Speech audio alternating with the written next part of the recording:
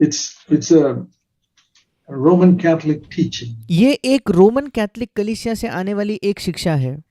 No, I don't want to condemn Roman Catholics. There are some God-fearing good people among them. मैं Roman Catholic लोगों पर दोष नहीं लगाना चाहता, वहाँ कुछ ईश्वरीय परमेश्वर का भय रखने वाले लोग उनके बीच भी हैं, Even though their doctrines are wrong. यद्यपि उनके सिद्धांत गलत है। But that is one of the things they have taught in the olden days. I've heard about monks and all lying on beds of nails and पर ये एक चीज है जो वो सिखाया करते थे। मैंने सुना है पुराने दिनों में उनके जो मॉन्क्स होते थे, उनके जो याजक लोग होते थे, वो कीलों पर सोते थे, wearing clothes have got nails in it so that they keep poking and condemning themselves and hurting themselves because of their sin. और ऐसे कपड़े पहनते थे जिसमें कील होते थे ताकि वो कील उनको चुभते रहे और वो दंड आज्ञा महसूस करते रहे उनके पापों की वजह से। It's all a lack of understanding of what Christ did on the cross. ये सब इस वजह से क्योंकि हम वो नहीं समझ पाते जो मसीह ने क्रूस पर किया है। The blood of Jesus cleanses us all from all sins. यीशु का लहू हमें सारे पापों से शुद्ध करता है। Sleeping on beds of nails it अगर हम कीलों पर सो जाए तो वो हमारे पापों को शुद्ध नहीं करता disciplines you to overcome. और वो आपको अनुशासित नहीं करता कि आप पाप पर जय पाओ। No, that's all yoga. नहीं, ये तो पूरा योगा जैसा हो गया। It's non-Christian religions that teach that. ये जो गैर मसीही धर्म है वे ऐसा सिखाते हैं। I don't condemn you. मैं तुम्हें दंड की आज्ञा नहीं देता, Go and sin no more. और फिर पाप न करना। Surrender to Christ and let the Holy Spirit fill you. मसीह को अपने आप को समर्पित करिए और पवित्र आत्मा को आपको भरने दे। Walk in humility before Him. उसके सामने नम्रता में चलिए And He'll give you the power to overcome and you'll give all the glory to Him. You और आपको वो सामर्थ देगा जय पाने के लिए और आप सारी महिमा उसे दोगे। won't touch that glory yourself. फिर उस महिमा को आप खुद नहीं छुओगे। So, no condemnation. God did not send His Son into the world to condemn the world. और इसलिए कोई दंड की आज्ञा नहीं। परमेश्वर ने अपने पुत्र को इस जगत में इसलिए नहीं भेजा कि वो इस जगत पर दंड की आज्ञा दे। And I want to turn now to Romans and chapter 8. No, first Romans chapter 5. मैं मुड़ना चाहता हूँ रोमियो की पत्री उसके 5वें अध्याय में। In Romans chapter 5, we read, Romeo की पत्री उसके 5वें अध्याय में हम पढ़ते हैं। he's talking about justification by faith here. वो विश्वास के द्वारा धर्मी ठहराए जाने के विषय में यहाँ बात कर रहा है। And then he goes on to say how living under the law brings condemnation. और फिर वो आगे जाकर कहता है कैसे अगर हम व्यवस्था के अधीन जिए तो उसके द्वारा दंड की आज्ञा आती है। Romans and chapter 5. Romeo 5, We are justified by faith हम विश्वास से धर्मी ठहरे हैं। and we have peace with God. Verse 1. पहला वचन, हमें परमेश्वर के साथ मेल या शांति मिली है Through the Lord Jesus Christ. अपने प्रभु यीशु मसीह के द्वारा। And और God demonstrates His love for us in verse 8. 8वां वचन कहता है कि परमेश्वर हमारे प्रति अपने प्रेम को इस प्रकार प्रकट करता है In that while we were sinners, Christ died for us. कि जब हम पापी ही थे तभी मसीह हमारे लिए मरा। And now, it was death that reigned over everyone. Verse 14. From Adam to Moses. और 14 वचन कहता है तो भी आदम से लेकर मूसा तक मृत्यु ने उन लोगों पर भी राज्य किया। But now, life, पर अब जीवन, grace. अनुग्रह। So, in verse 16, you see that word coming. और 16वें वचन में आप उस शब्द को देखते हो, Condemnation. दंड की आज्ञा। The gift is not like the one which came through the one who sinned. वो दान उस दान के जैसा नहीं जो उस व्यक्ति के द्वारा आया जिसने पाप किया। From one hand, judgment arose from one sin, क्योंकि एक ही के कारण दंड की आज्ञा का फैसला हुआ, resulting in condemnation. जिससे दंड की आज्ञा उत्पन्न हुई। But the free gift results in justification. This is the contrast I wanted you to see. परंतु ये जो मुफ्त में मिलने वाला वरदान है इसके द्वारा धर्मी ठहराए जाते हैं। There's condemnation and there's justification. 16वें वचन में हम देखते हैं एक और दंड की आज्ञा है, दूसरी ओर धर्मी ठहराया जाना है। You can't have both. हमारे पास दोनों नहीं हो सकते। You're either condemned or you're justified. या तो आप पर दंड की आज्ञा है या आप धर्मी ठहराए गए हो।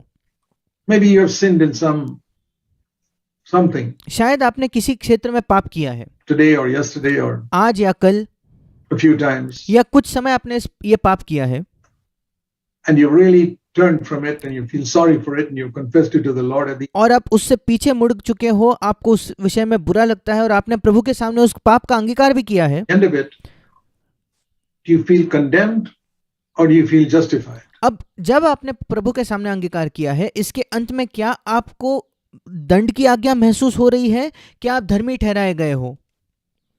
You can't, there's no neutral position. इन दोनों के बीच कोई जगह नहीं You're है, either condemned or justified. या तो आप पर दंड की आज्ञा है या आप धर्मी ठहराए गए It says हो। here, one brought condemnation यहाँ लिखा है क्योंकि एक ही के कारण दंड की आज्ञा का फैसला हुआ, and the other just delivered you from condemnation. No. और क्या दूसरी ओर ये लिखा है कि दंड की आज्ञा से आपको स्वतंत्र किया गया है? नहीं, It brought justification. That उसने धर्मी ठहराया जाना लाया। means you're declared righteous. इसका मतलब आप धर्मी ठहराए गए हो, आपको ये घोषित किया गया है कि आप धर्मी हो। Once you feel condemned and now it's as if I've never sinned in my life. एक बार आप दंड की आज्ञा महसूस करते थे और अब ऐसा है कि मानो मैंने अपने जीवन में पाप ही नहीं किया है। See, the word justification means declared righteous. ये जो धर्मी ठहराया जाना, इस शब्द का मतलब है कि आपको आप धर्मी हो, ये घोषणा की जाती है, आपको ठहराया जाता है कि आप धर्मी हो। So it's not just that, it's more than I've never sinned in my life. और केवल ये नहीं कि मैंने अपने जीवन में कभी पाप ही नहीं किया, ये इससे भी बढ़कर है। You know, justified, just as if I had never sinned. No, it's more धर्मी ठहराया जाने का मतलब केवल ये नहीं कि मैंने मानो आज तक कोई पाप ही न किया हो, उससे भी ज्यादा है, than that. इससे भी बढ़कर है ये। Because just as if I had never sinned is a negative thing. क्योंकि अगर मैं ये कहूं कि मानो मैंने आज तक कोई पाप ही नहीं किया, तो ये केवल एक नकारात्मक बात हो गई।